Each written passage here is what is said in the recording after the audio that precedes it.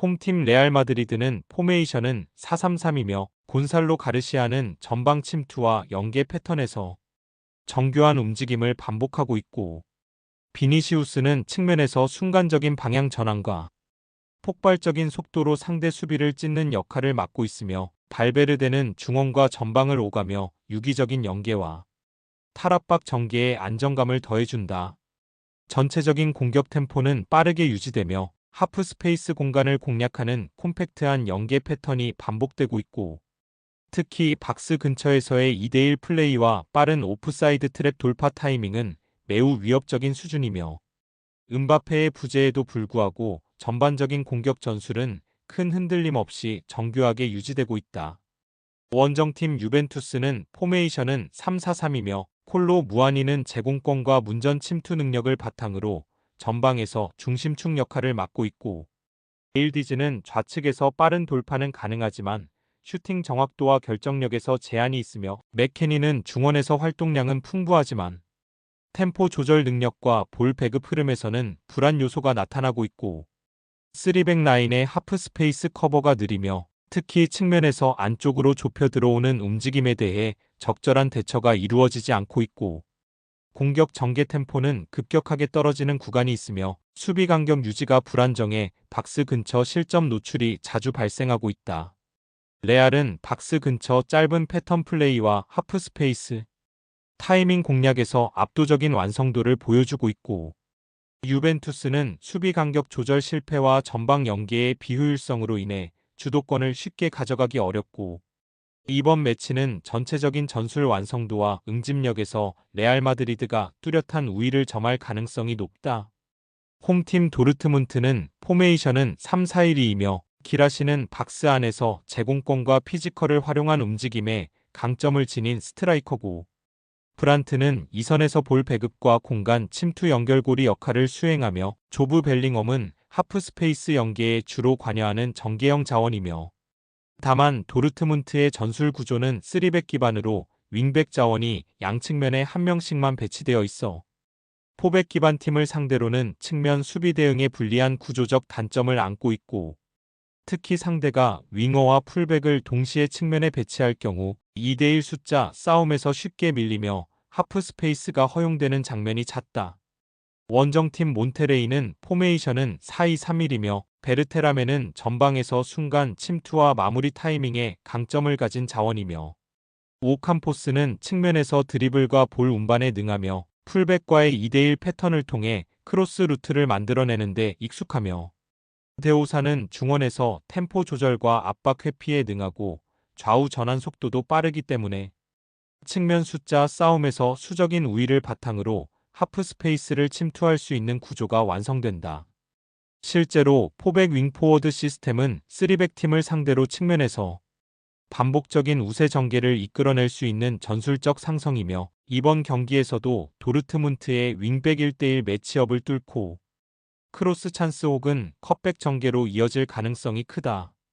도르트문트는 구조적으로 측면 숫자 싸움에서 열세를 안고 경기를 시작하게 되며, 몬테레이는 이 전술적 우위를 하프 스페이스 침투와 컷백 연결로 실질적인 위협으로 전환할 수 있는 팀이며, 이번 경기는 단순한 전력 싸움이 아닌 포메이션 상성에서 기인한 구조적 우세가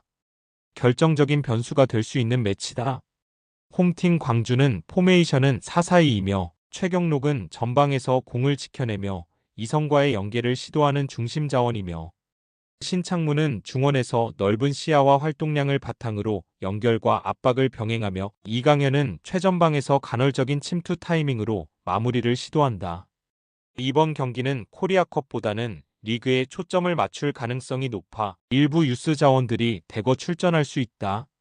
전반적으로 공격 전개의 템포는 느리고 후반 체력 저하 구간에서는 라인 간격 유지도 버거워질 가능성이 크고, 결국 수비 집중과 실점 억제를 최우선으로 한 보수적 운영이 반복될 가능성이 높다. 원정팀 울산은 포메이션은 4-3-3이며 에릭은 제공권과 침투를 병행하는 전방 압박형 스트라이커고,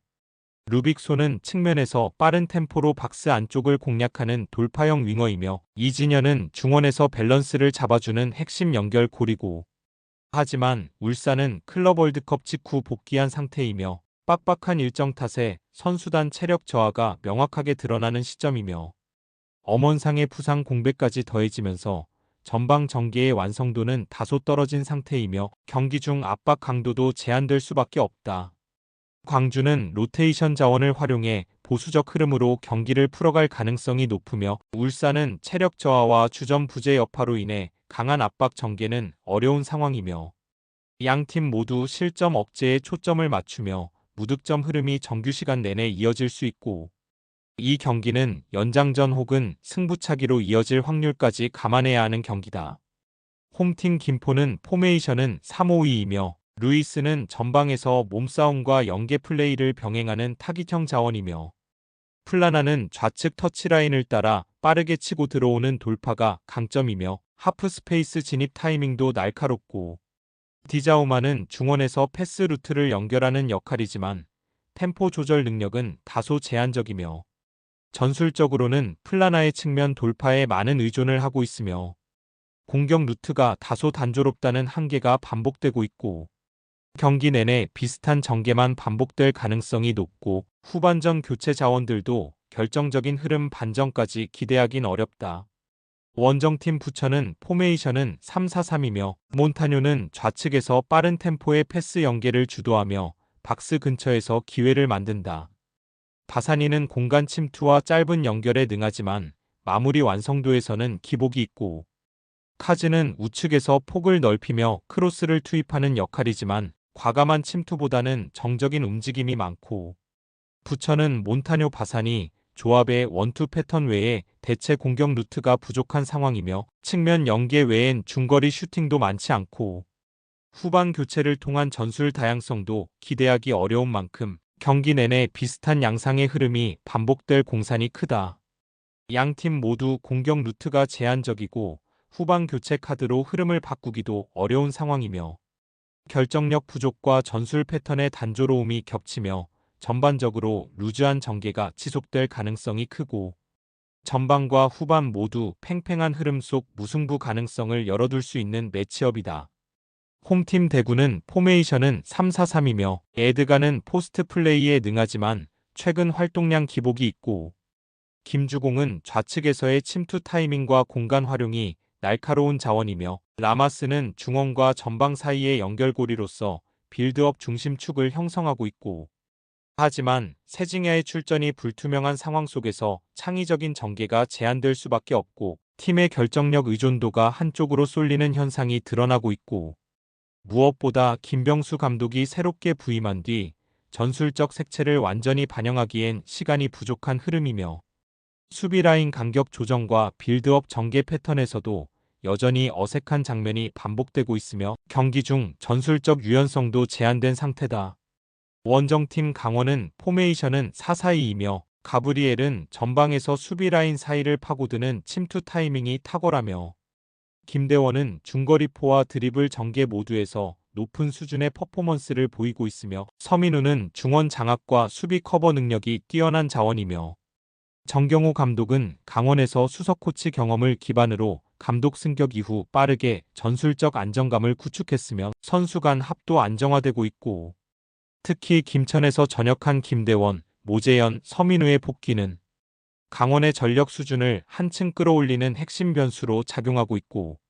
전체적으로 조직력, 전술 숙련도, 선수단 밸런스에서 강원이 대구를 상대로 확실한 우위를 점할 수 있는 구조가 형성되고 있다. 대구는 세징야의 출전 불투명과 감독 교체 여파로 인해 아직 경기 운영에 불안정성이 짙고 반면 강원은 전역자 중심으로 라인업이 재정비되면서 전술적 응집력이 눈에 띄게 회복되고 있고 이번 경기는 강원의 상승 흐름이 더 강하게 나타날 가능성이 높다. 홈팀 FC 서울은 포메이션은 4-4-2이며 클리말라는 폴란드산 폭격기다운 반박자 빠른 슈팅 감각과 문전 움직임으로 점차 전술에 녹아들고 있고 정승원은 이선에서 왕성한 활동량으로 공간을 만들어내며 링가드는 페널티 박스 근처에서 볼 터치와 슈팅 전환 타이밍이 날카롭고 기성용 이적 이후 전술의 중심이 다소 흔들리긴 했지만 최근 김기동 감독은 명확한 전방 중심 공격 루트를 정비해 나가고 있고 특히 수비진에서 활약 중인 요르단 국가대표 야자는 제공권 방어와 대인 마킹에서 높은 집중력을 보여주고 있으며 전북의 타깃형 스트라이커 콤파뉴를 꽁꽁 묶었던 맞대결 경험도 존재한다. 무더운 날씨 속에서 수비 블록과 전방 속공의 전환 타이밍이 정교해지고 있고 김기동 감독은 기성용 이적 이후 흔들린 여론을 반전시킬 강한 동기부여로 이번 경기에 임하고 있다. 원정팀 전북은 포메이션은 4-3-3이며 콤파뉴는 헤더 장악과 페널티 박스 안 제공권 경합에 능한 자원이지만 활동 반경은 제한적이며 송민규는 좌측에서 돌파와 크로스에 관여하고 있으나 최근 체력 저하로 퍼포먼스 기복이 심화되고 있고 강상윤은 중원에서 볼 배급을 시도하지만 전개 속도에서 다소 느린 템포를 보이고 있고 무엇보다 포획 감독은 시즌 내내 주전 혹사 수준의 기용을 이어가고 있으며 7월 여름 더위가 본격화되는 현재 시점에서는 체력 누적이 경기력 저하로 직결되고 있고 공격 루트는 콤파뉴 중심의 단조로운 구조이며 박스 근처에서의 창의적인 플레이는 점차 줄어드는 흐름이다.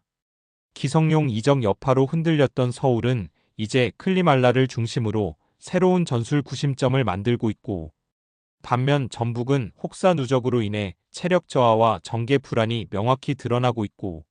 이번 경기는 서울이 전술 응집력과 심리적 동기에서 앞서는 만큼 승리로 반전의 계기를 만들 가능성이 높고 김기동 감독이 팬들의 신뢰를 되찾기 위해 반드시 잡고자 하는 승부처다.